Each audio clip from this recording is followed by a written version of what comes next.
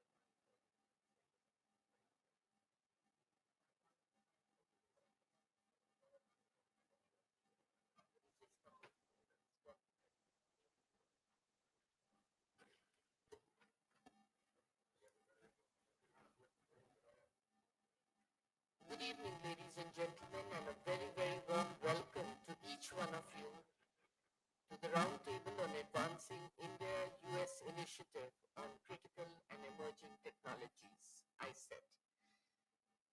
This is the second in the series of this meeting, and this is the first time we are hosting it in India, and CII is very proud to be a part of it.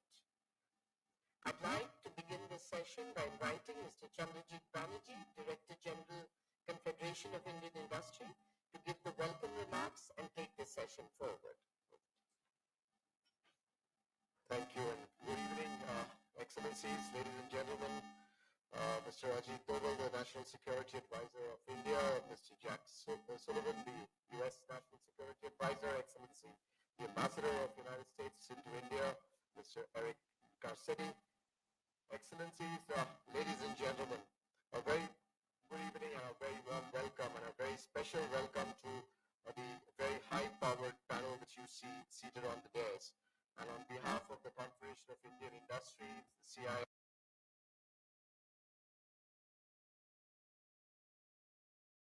Where we have some of the best minds who are working in this very, very important area.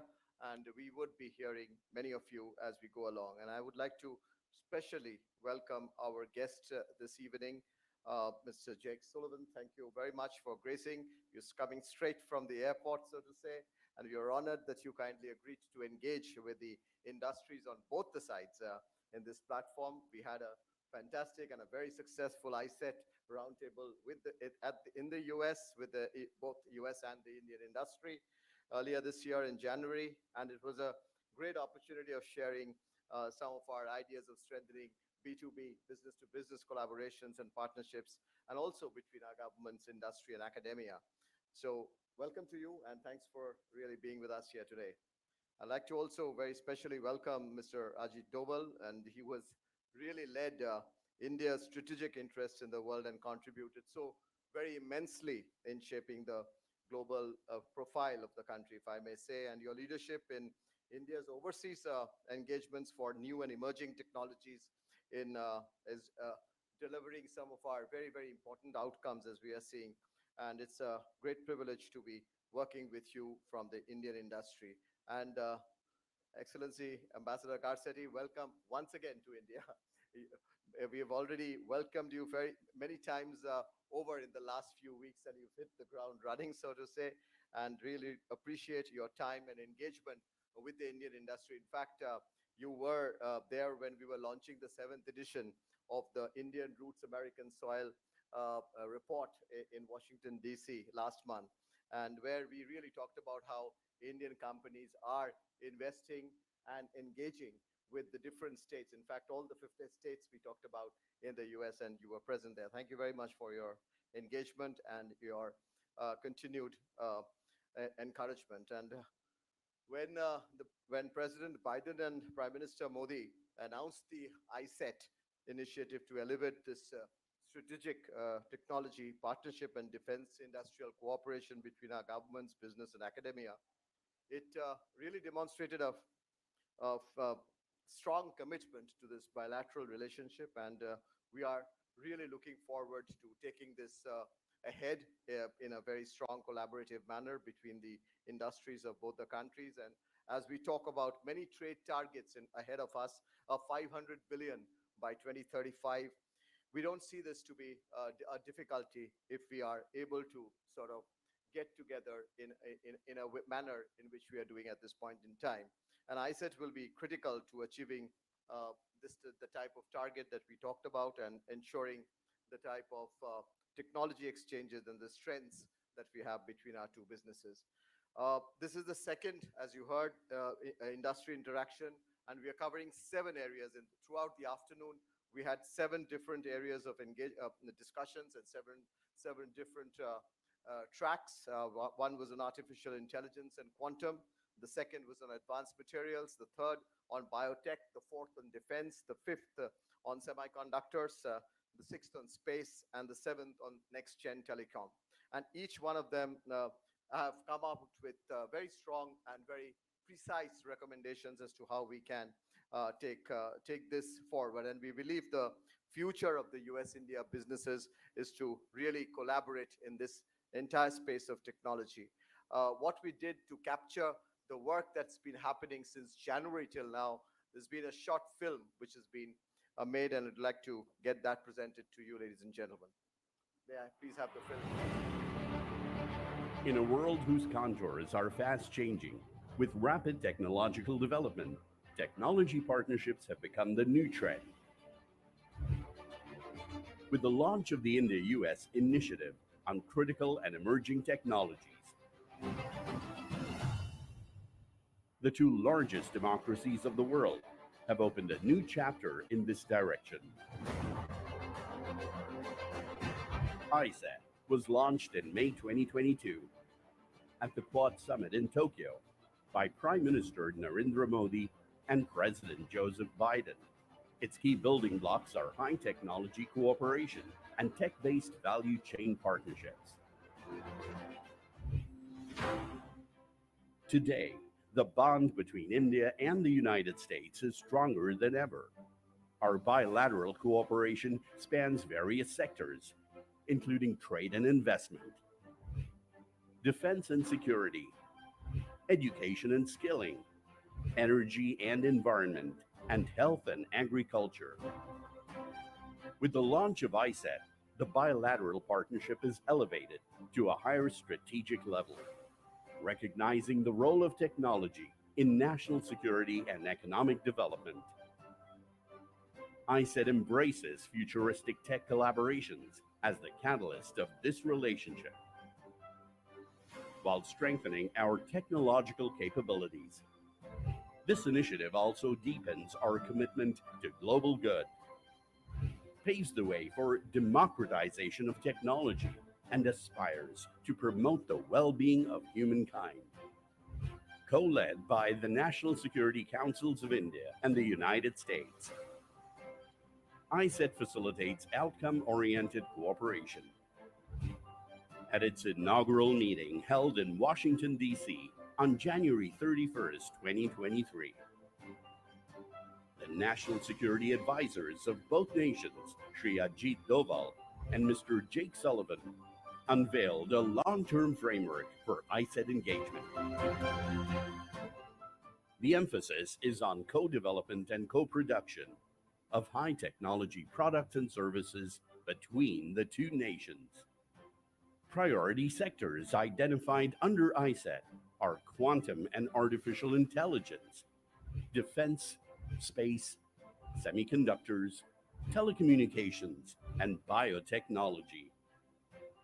What sets iCET apart is its unique emphasis on forging closer linkages between industry and academia in India and the United States.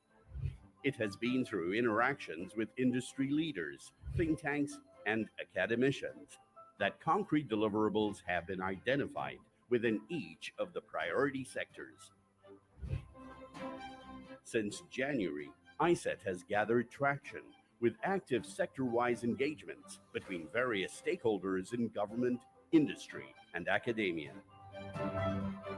Progress has already been achieved with launch of the India-US Quantum Coordination Mechanism, public-private dialogue in telecommunications, signing of the Memorandum of Understanding in the semiconductor sector, and collaborations for innovation, research, and development in emerging technologies.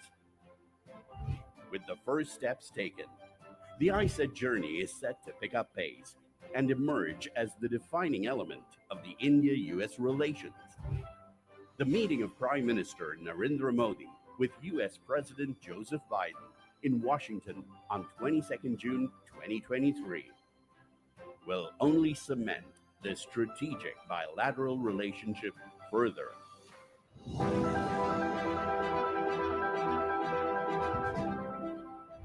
We at the Confederation of Indian Industry support the promotion of Indo-US technology and business collaborations across sectors. Together with our US counterparts, we will work to strengthen this extraordinary partnership. Join us as we witness the dawn of a new era where India and the United States join forces to shape the future of technology and pave the way for a brighter tomorrow.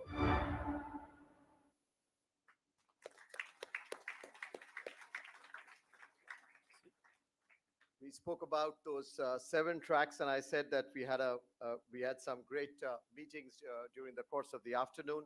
So the first track was on AI and quantum, where we looked at the two countries considering institutionalizing an AI innovation corridor with quite an exclusive focus really on joint research, supply chain development, and market access for AI technologies. So we will share all these recommendations. It's just getting compiled, and we would see to it that all of you have a copy of the detailed recommendations with you. The second was, of course, on defense, and both sides, it was, as you see, captured here in this slide. The recommendation was to really sign the security of supply agreement and include India in the qualifying countries list under the DFARS. So that was one very strong outcome that came out. This will really enhance the supply chain resilience between our two industry bases. The third sector was biotech. Yep, and the again the issue that came up very strongly was harmonization and capacity building in the areas of disease surveillance, epidemiology, and IP, and that can lead to interoperability and compatibility and alignment in the midterm. The fourth sector was, of course, on telecom, and that's to give preferential access in manufacturing and services to India and to the US in India was mentioned. So there, basically the issue of market access. The fifth, again, was on space, and in space, regulations regarding the STA1, which should be instituted in actuality. That's more of implementation. Seven, on advanced materials. Under advanced materials, the idea that came out was to improve again the ease of doing business. And last and very importantly, of course, semiconductors and the supply chain de-risking. That could be a very, very important area of collaboration. So these were, in very short, the type of outcomes that we saw in these 7 working groups throughout the afternoon. Excellencies, now it's my turn to request our very eminent speakers to really give us their inputs and their advice to this very important group. And I'll first turn to Mr. Ajit Doval, the National Security Advisor of India, to give his opening remarks. Mr. Ajit Doval.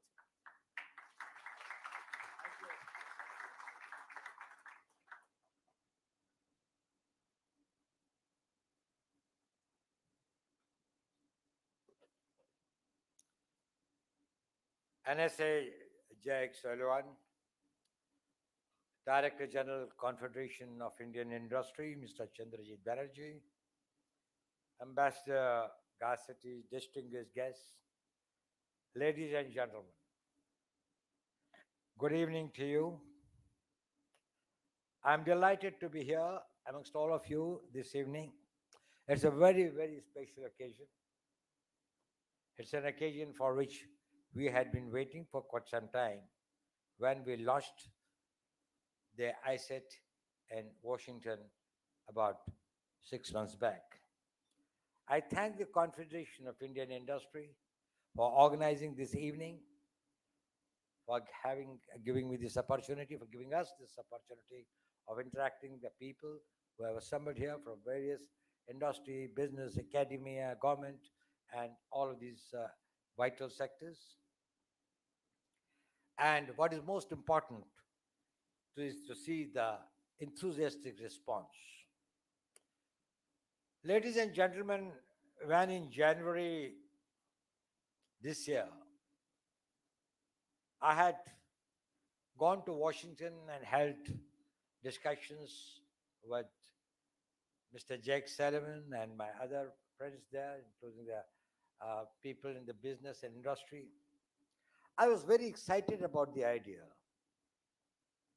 of this technology cooperation, of this critical and emerging technologies. I was very excited, but I was also skeptical. I wasn't very sure whether the idea would be able to take off. Today, I'm much more confident and hopeful. And it is because of not what has happened between the governments. It is more because how the response was of the industry, of the business, of the scientists, of the research scholars, of our institutions. They took the matter and they took the baton much faster at a much greater speed than I had anticipated. There is something very unique about iCET. It is not a government-to-government arrangement of having some high vision. It is a collaborative initiative of industry, academia, research bodies, think tanks, all making a common endeavor. A common endeavor to see India and United States in a different orbit, to give an orbital jump to our strategic relationships where we are able to build the capabilities, where we are able to exploit the opportunities and work on the great complementarities that we have got and the opportunities that lie ahead. I'm very happy to see, as was very evident from the wonderful these things by the Director General of the CII about the achievements in a very short span of 6 months. We have made significant progress, and in some areas, we have started moving in the right direction. And it is not only what's happening at the governmental level, but more importantly, what's happening at your levels, as was this thing in the working sessions. We have been able to kickstart the Indo-US Quantum Coordination Mechanism.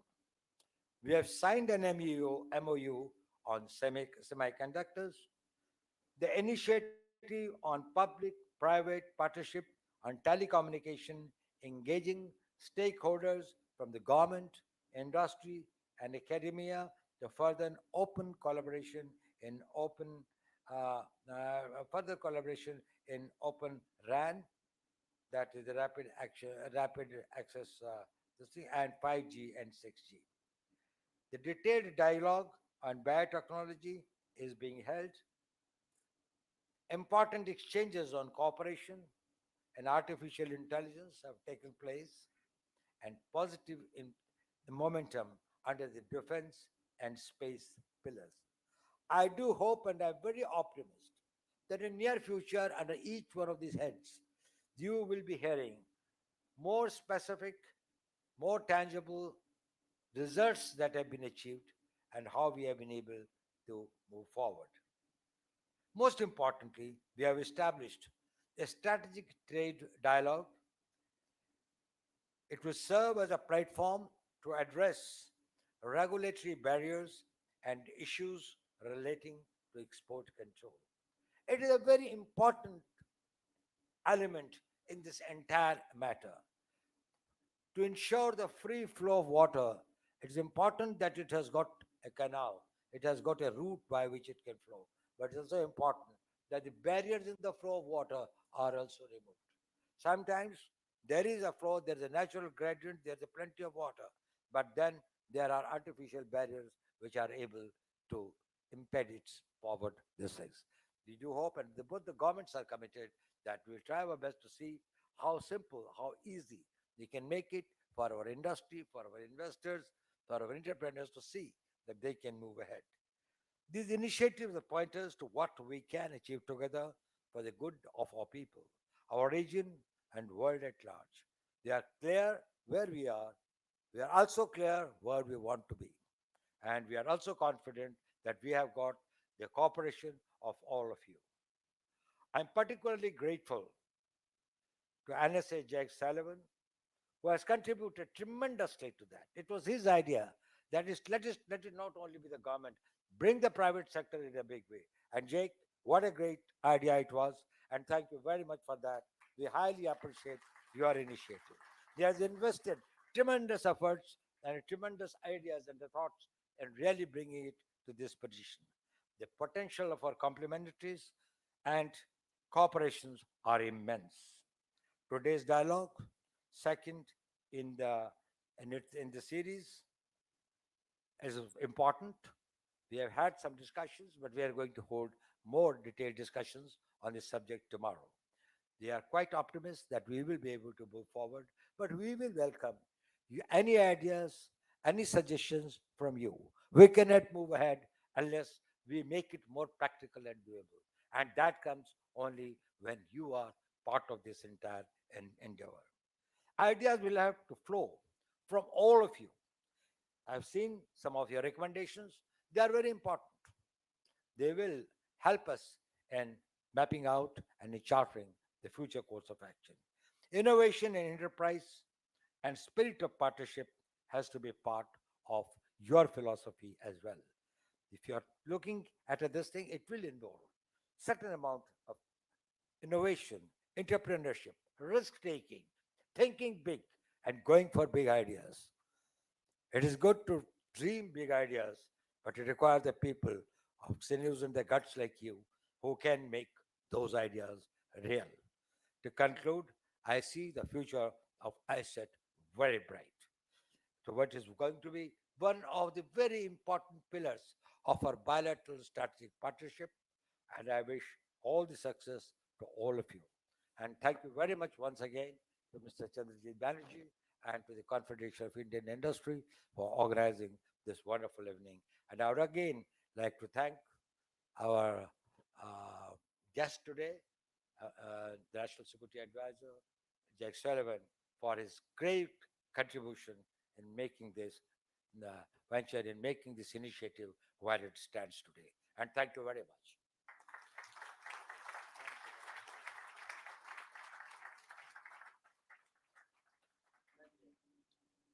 Thank you very much, sir, for those very important and encouraging words, and also really giving us a roadmap and setting the tone for the evening as it would follow. So thank you very much once again. With that, ladies and gentlemen, it's my pleasure and honor to invite Mr. Jake Sullivan, the National Security Advisor to the United States of America.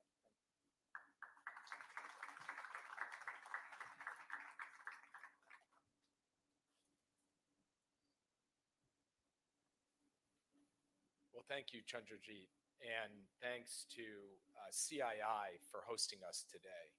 And most especially, thank you to the Indian National Security Advisor, Mr. Ajit Doval, for your partnership and your leadership in this effort.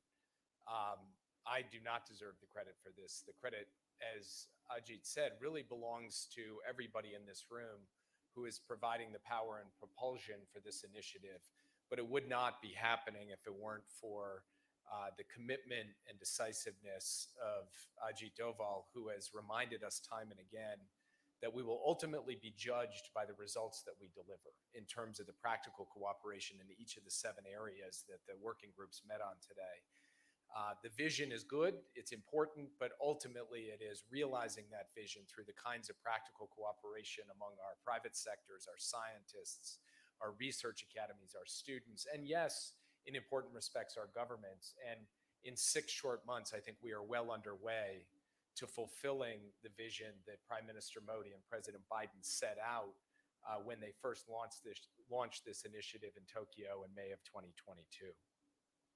It's interesting to see the way the working groups were laid out today on everything from artificial intelligence and quantum to biotechnology to advanced materials to defense cooperation to advanced telecom, so much else.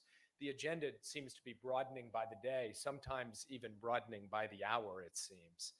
And I can tell you how thrilled President Biden himself is to see what is happening here and to watch it unfold.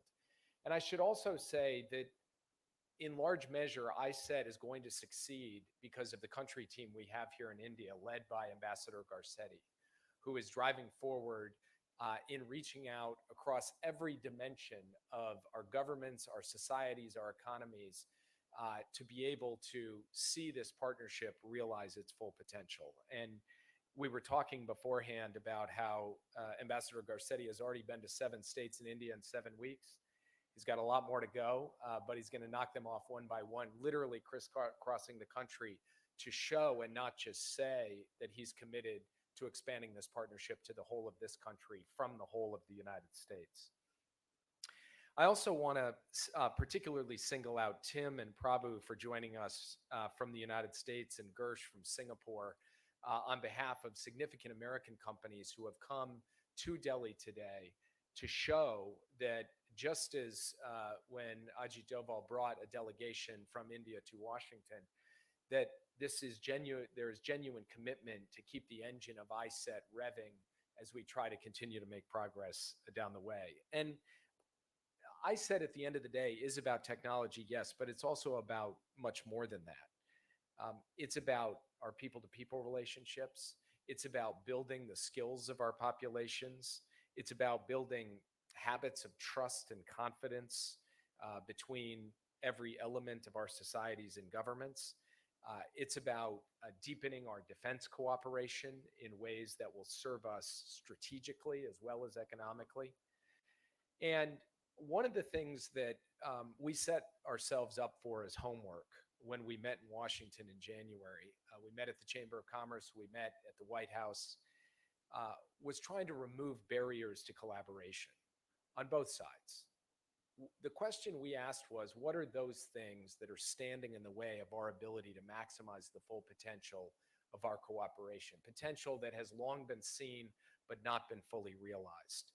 And as we look ahead to the state visit that Prime Minister Modi will be embarking upon in Washington next week, along with Ajit Doval and a significant delegation from India, a number of the deliverables at that visit are not just bullet points on a page. They are fundamentally designed to remove those obstacles in defense trade, in high-tech trade, in investment in each of our countries, in taking away obstacles that have stood in the way of better collaboration among our scientists and researchers, in stimulating greater access for our students going both ways, for Americans coming to India, Indians coming to the United States. And if you just look at the last few weeks, the frequency and level of contact between our National Science Foundation, our National Security Council, our Defense Department, our Commerce and State Departments with their Indian counterparts is unprecedented, all designed to take away whatever the barriers are that are keeping us from being able to drive forward in the ways that all of us want to see.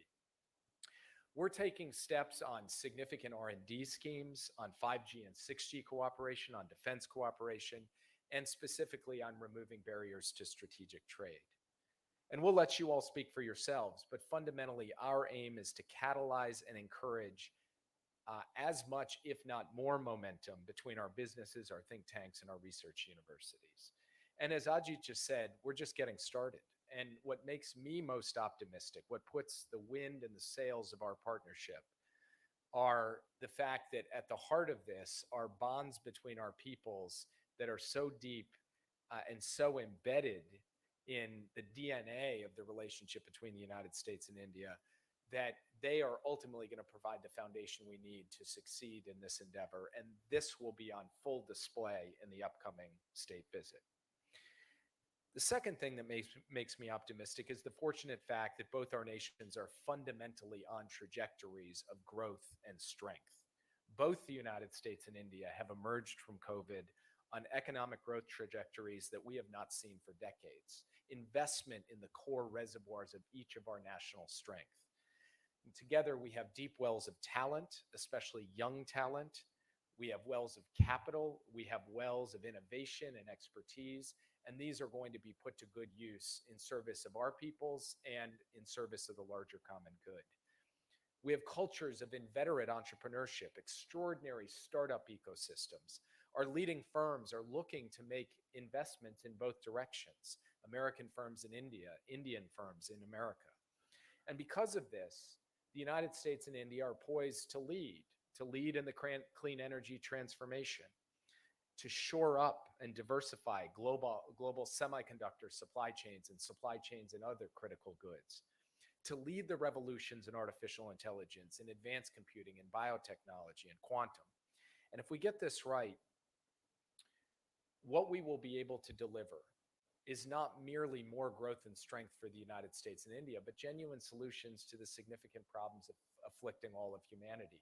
And I don't say that as some kind of high-minded long-term goal. I mean it as an immediate, urgent enterprise that we have to be embarked upon and against which we can deliver on a very rapid basis. But it's a big challenge, so no pressure. There's, it's going to be, it's going to be just, a walk in the park for us. So with that, I really look forward to hearing from all of you about what we can do from our positions in government in partnership with you to empower, elevate, and like I said, remove those barriers that are making your lives more difficult and fulfilling the ambitions that you all have to work together. And I'd ask that you be candid. Tell us what the biggest opportunities are. Tell us what the biggest obstacles are. And tell us the kind of direction and resources and effort you need from the governments at the leader level to be able to deliver on the promise of the partnership. Because if I can leave you with one message, it's that the whole thrust and purpose of iCET is about empowering and elevating the work of all of you. And it is about trying to get us out of the way to the maximum extent possible. And to the extent we are engaged, it is in service of reinforcing and supporting what is fundamentally an effort to be led by our innovators, our entrepreneurs, our educators, our students, and our peoples. That's the spirit that brought me to India today. That's the spirit that Ambassador Garcetti and our entire embassy team and our delegation here brings with us to the work that we are doing. And we are very grateful to you. And I'm especially grateful to Mr. Doval for the opportunity that we have had to put this together and to carry this forward. And I'm very much looking forward to engaging with all of you today. So thank you very much.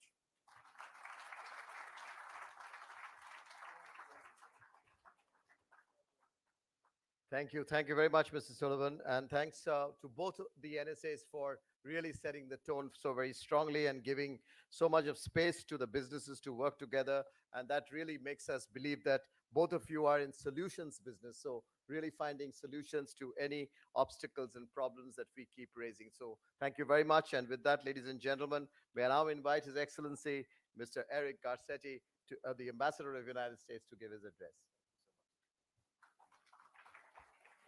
Thank you very much, Director General Banerjee. Thank you to you and the Confederation of Indian Industry for bringing us together so beautifully. I wish I weren't a speaker and I were a mirror so you could see yourselves today. We get the best view up here of really the potential, of the strength, of the diversity and the brilliance that's reflected in this room today. But it is also reflected on this stage with a great organization that's brought us together and two national security advisors who maybe are unmatched in the world. I had the joy of seeing the brilliance of Jake Sullivan when Joe Biden was formulating a vision to lead America forward and to have our impact on the world once again be seen as a force for good. I saw the way he connects the domestic and the international, and we've been so lucky to have his mind be 50% of this brilliance today. And Ajit Doval, a village boy from Uttrakhand who now has not become only a national treasure, but an international treasure, who has had the same vision to come together and say, what can we do to change the course of this century, to quote National Security Advisor Sullivan, to take us forward. We're not just here to do small things. We're here to do big things, do things that change the course of history. And for the United States and India to just maybe be the co-authors of this next phase that the world faces, its challenges, but also its opportunities. So, you know, the 6 most feared words for any speaker is, of course, you get to close the program. So here I am as the last speaker. But I am also honored to follow these 3 men and to see the work that you are all doing. Because I think it's clear that governments can't do this work alone. And the vision of iCET, which is a great sounding name if you're into technology, but I always like translating it into very human terms because I know the humanity up here and the humanity out there. That essentially we have a decision and a crossroads to make. Will we have technology that connects people, technology that protects people, technology that can help heal people? Because at the end of the day, that's really what technology is about.